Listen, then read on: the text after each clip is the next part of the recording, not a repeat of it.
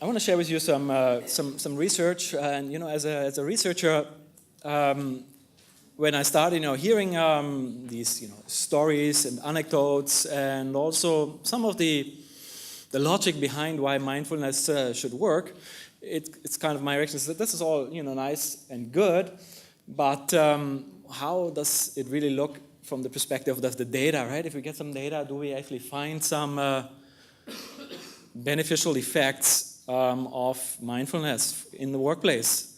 And that's basically what I set out to kind of investigate more and try to get some data on. So I want to share with you some of the results, basically from 2 studies that are quite different.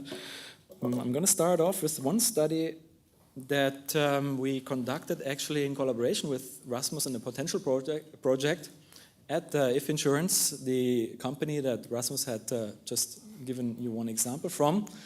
That was a training of mindfulness training for leaders. So what we are looking at in that study is basically the effects of the training on the leaders themselves. In the second study that I'll be telling you about, we're looking at the effects of the leaders' mindfulness on their employees. So 2 different studies, 2 different kind of dependent variables that we look at. So in this study, so If Insurance, first of all, it's a large industrial insurance company in the Nordic region of Europe, mainly active in that region.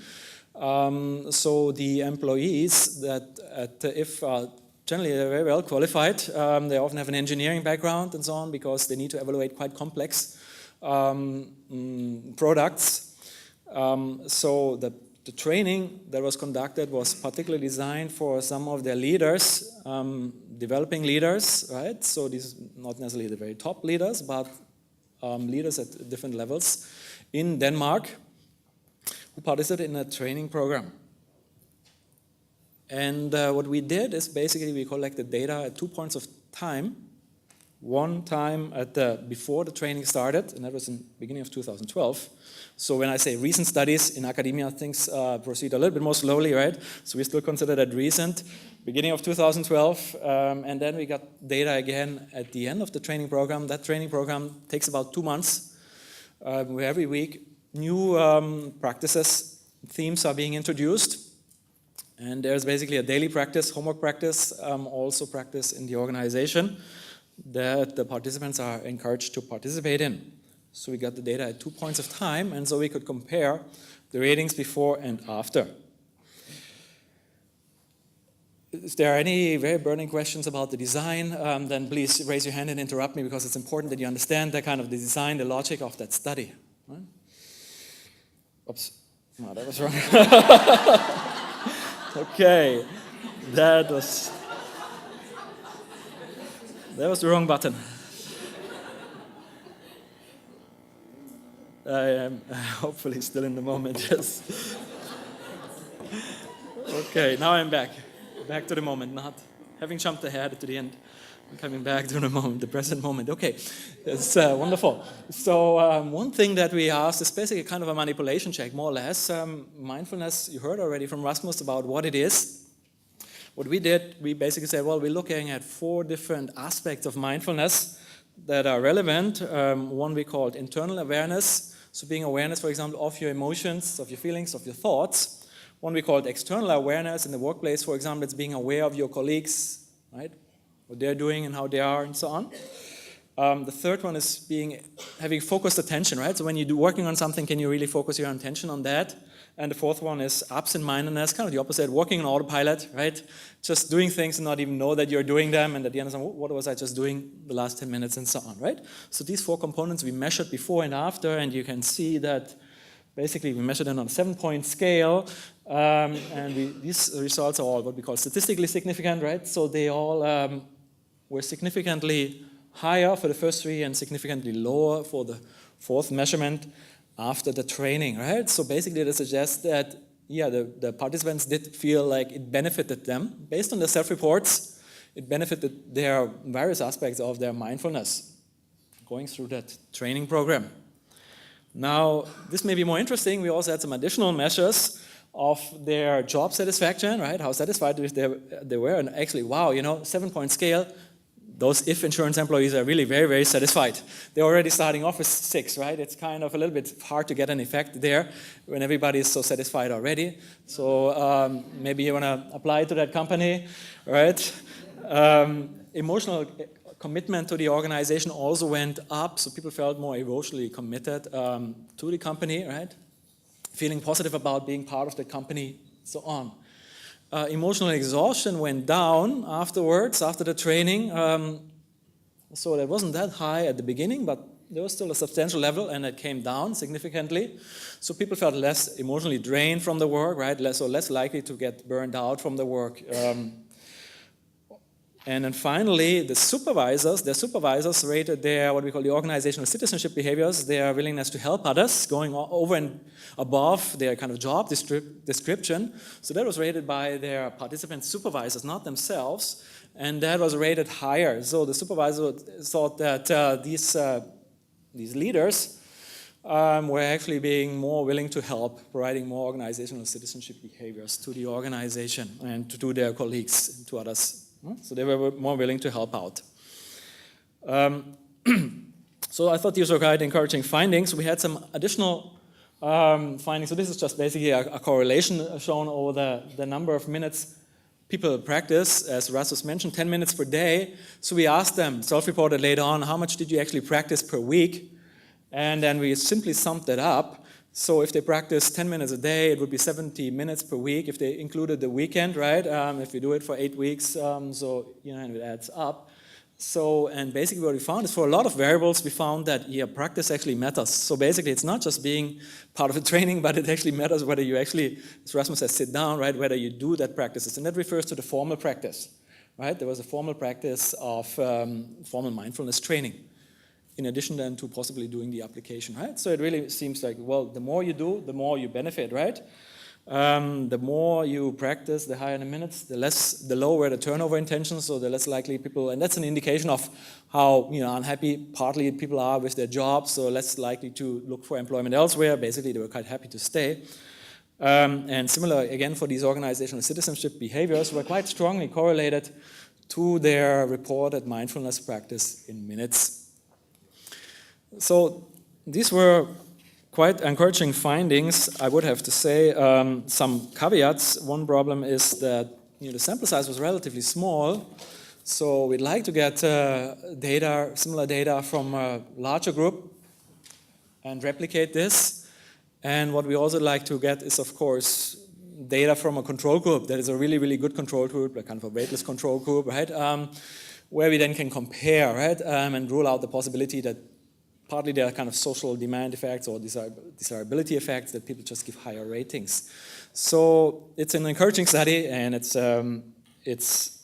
kind of for us the beginning, and very much kind of exciting to try to get more such data, working with organizations who are willing to do that, and not just doing the mindfulness training, but also doing the research, which is really essential, I think, to establish whether this actually works and what effect it has.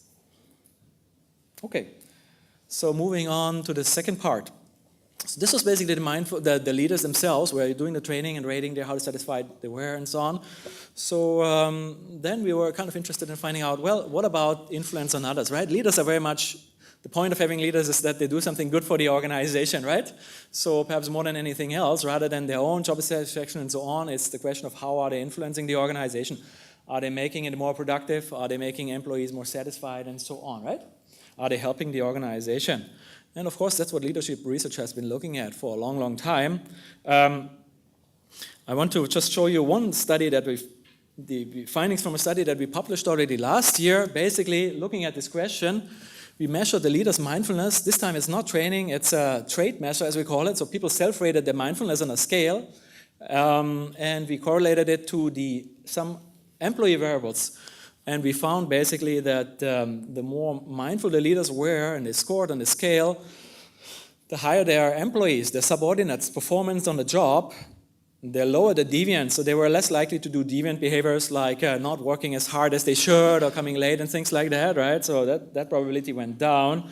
They were less exhausted from their work, the employees, and actually even they reported a higher work-life balance. We're not totally sure why that is, but it's quite a distal thing, right? So the more mindful the leaders were, the more employees felt they had a better balance between work and life. Perhaps leaders were more considerate of them. We don't know yet. But that was kind of a first study, and we published this last year. And I want to tell you now about the follow-up. We wanted to understand more what is actually going on. And in order to kind of understand this, one idea that we drew on is kind of coming from cross-cultural research.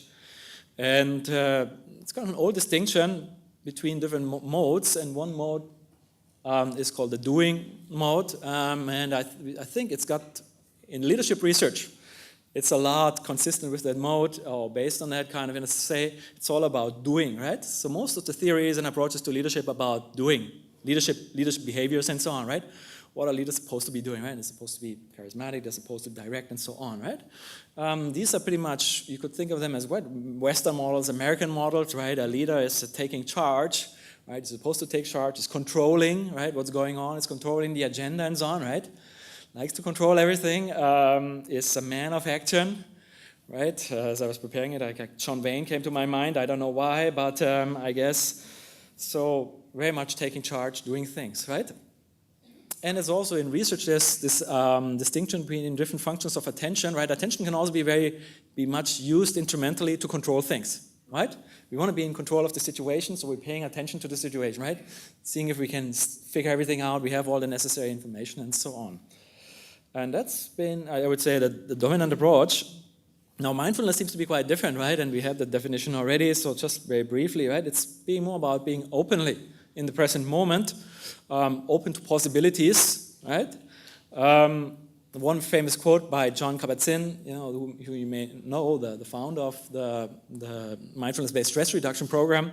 In one of his books is called "Wherever You Go, There You Are." Right? You just go there. You don't necessarily control where you go, but wherever you go, wherever it takes you, there you are. Right? And you're fine with that.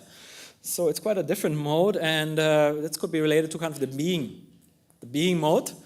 In the cross-cultural research, some researchers found that, well, some cultures are more in the doing and some cultures are more in the being. This being mode is associated with valuing just simply being there and valuing people for simply being there. Not for what they're doing, but simply for being, right? Just as a person. These cultures tend to value more interpersonal sensitivity, relationships, right? Acknowledging others, taking care of others. And we thought in a context of leadership, perhaps this kind of approach to leadership, of being, more focus on acknowledging others as human beings, just as that, not seeing them from an instrumental perspective, that may actually help leaders to improve the quality of the relationship with their employees. And that is related to something that we call leader-member exchange, a kind of a measure or construct that relates to the quality of the relationship between leader and employee. So we thought maybe that is one of the, what we call the mediating mechanisms through which mindfulness influences, the leader's mindfulness influences and benefits their employees. Now we thought, researchers, we like to make things complicated, and so we said, well, let's look at it a little bit more in a more complex way and look at some possible contingencies. And here we thought maybe that benefit of the leader's mindfulness is even stronger if the job is more complex, because when the jobs are more complex, as Arnaud de May also said at the beginning, things like nuclear power plant and so on, right? Maybe more, even mindfulness is required even more than a very simple job, right? So perhaps the higher you up you go in an organization, the more valuable, the more beneficial might mindfulness be. So that's what we thought we might want to study as well. So that's our overall model, very kind of, just what I just told you in words, as a kind of a figure, right? The study, what was the study? It was done in Singapore.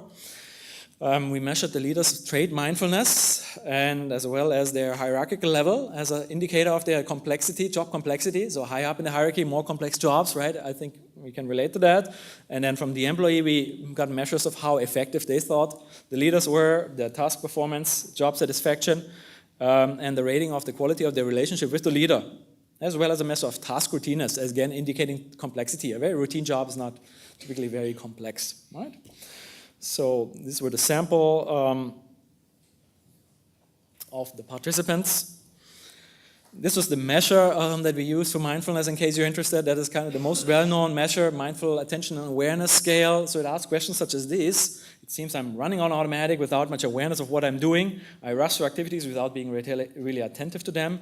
As you see already, this is not a measure of mindfulness, right? This is a measure of the opposite of mindfulness. So we reverse score it in order to make it a measure of mindfulness, right? This basically, you don't need to look at the numbers, but what I can tell you is that basically we find support for this, that mindfulness influenced all these variables that I had shown you earlier in this model, and this was mediated through that leader-member exchange. So basically, this is some evidence suggesting that leaders have a positive influence on their employees, partly because they're able to create better relationships with each specific employee that they're working with as a result of being mindful. Right? And we have to investigate this in more detail. We think it's partly because the leaders are just being fully there in the present moment, right? As they are interacting with the employees, right? And some people say nowadays the most precious thing is people's attention, right? We don't have enough attention, right? So if a leader can actually be fully there with the employee, we think that the employee may appreciate that. The leader may be better able to understand the employee's needs, may be better able to support the employee in performing their job, right? And also in helping them perhaps overcoming problems.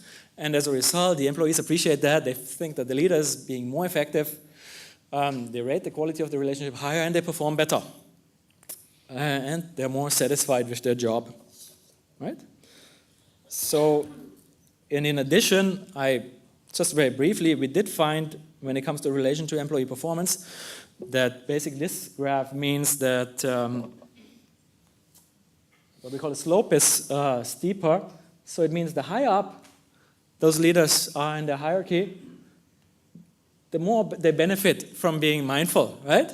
So it's exactly, especially at the higher levels. At the lower levels as well, it's good to be more mindful rather than less mindful, but particularly good the higher up you are in the hierarchy. And similarly, the less routine your job is, the more important it seems to be mindful. So there's an interaction between these two variables. Okay, so to conclude very briefly, right? So this is initial research using different methods, a field study and an intervention study, supporting quite a few benefits of leader mindfulness, and the benefits seem to be both there for leaders and subordinates. And to conclude, I have to tell you that, honestly speaking, I was quite surprised by these findings myself. I wasn't originally interested so much in studying leaders, because as German we have quite a complicated relationship to leadership, right? So it's always something I'm kind of trying to keep my hands off, but I started to look at it anyway because I thought it could be relevant, and I was honestly really surprised. So many relationships to so many positive outcomes. So we hope to continue this more in the coming years, and then maybe you'll come back again next year and I'll tell you, share with you some new findings. So thank you very much for your attention.